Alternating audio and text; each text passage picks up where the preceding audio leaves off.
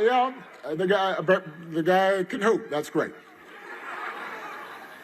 I'm less convinced that the co-CEO of one of the largest private equity firms in the world spends his time washing dishes and going grocery shopping. But who knows? Maybe.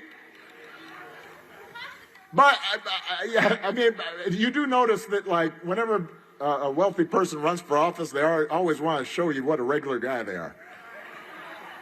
But that's okay. But when your supporters hold a rally where they pledge allegiance to a flag that was flown at the insurrection at the Capitol on January 6th,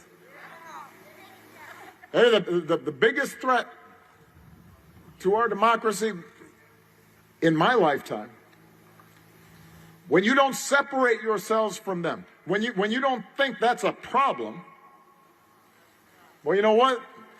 That's a problem.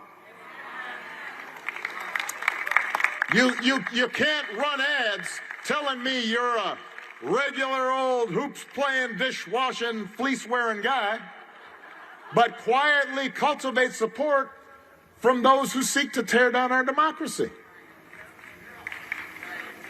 Either he actually believes in the same conspiracy theories that resulted in a mob, or he doesn't believe it, but he's willing to go along with it, to say or do anything to get elected. And maybe that's worse. Because that says something about character. And character will end up showing when you actually are in office. What are you willing to stand up for? When are you willing to say no to your own supporters? When are you willing to say there's some things that are more important than getting elected, and maybe American democracy is one of those things? This is Obama during a rally for Terry McAuliffe ahead of next week's gubernatorial election in Virginia. And look, it is bad enough that Republicans are running a candidate whose net worth is nearly $500 million. With income inequality crushing middle and lower class families across the country, the fact that the GOP can't stop anointing millionaires and billionaires as the leaders of their party make it beyond clear what and who their priorities are.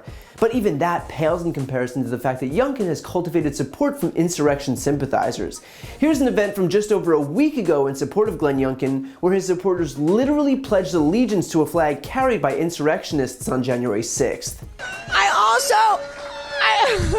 I also want to invite Kim from Chesapeake. She's carrying an American flag that was carried at the peaceful rally with Donald J. Trump on January 6th.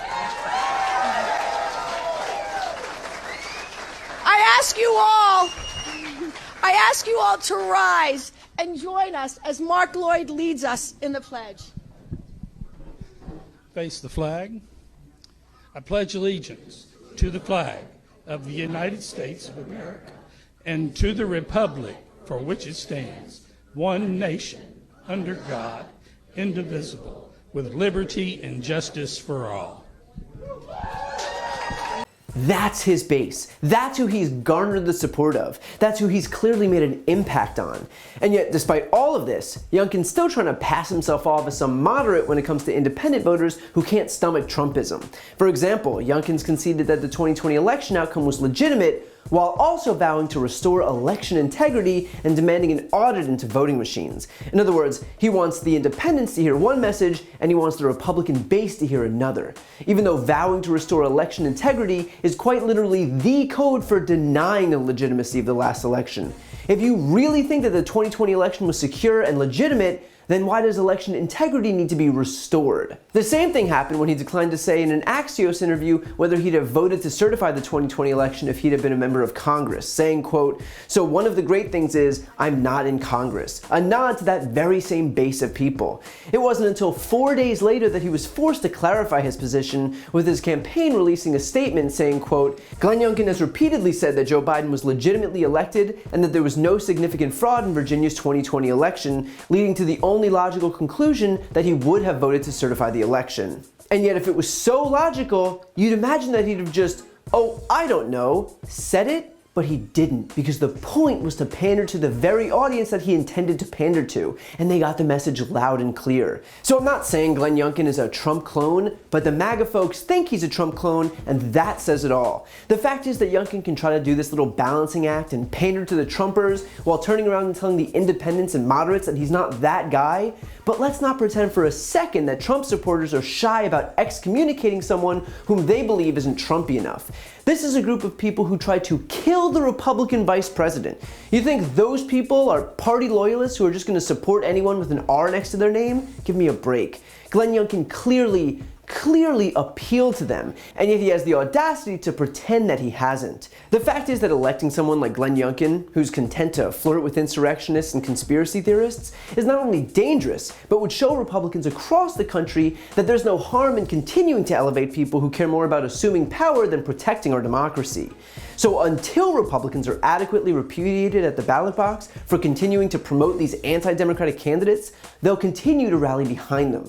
And so Virginians should be sure to turn out from now until Election Day, not only so that progress on issues ranging from voting rights to women's reproductive rights to gun reform can be protected, but so that Republicans across the United States will learn, yet again, the danger of elevating yet another mini-Trump who's more concerned with assuming power by whatever means necessary than he is with actually heeding the will of the American people. The polls are already open in Virginia, and you can vote early right now. So if you haven't yet cast your ballot, do not wait, because Republicans would love nothing more than to watch Glenn Youngkin win on a platform of Trumpism and replicate that strategy throughout the entire country in 2022, meaning that we'll watch as election subversion becomes the only platform that anyone on the right is willing to run on. It's not just the Virginia gubernatorial election on the ballot, it's democracy. So don't let all the work of 2020 be for nothing. Show up and show the GOP that Trumpism didn't work in the last election and that it won't work in the next one. To see more videos like this, click the subscribe button right here on this screen. And if you want to support my work, subscribe to my podcast, No Lie with Brian Tyler Cohen. I cover the most important stories each week, and my guest is always one of the top political figures, including Vice President Kamala Harris, Jen Psaki, Elizabeth Warren, Pete Buttigieg, Nancy Pelosi, Katie Porter, Cory Booker, and so many more. The podcast link is also right here on this screen, so give it a listen and subscribe on Apple Podcasts, Spotify, or wherever you listen to podcasts.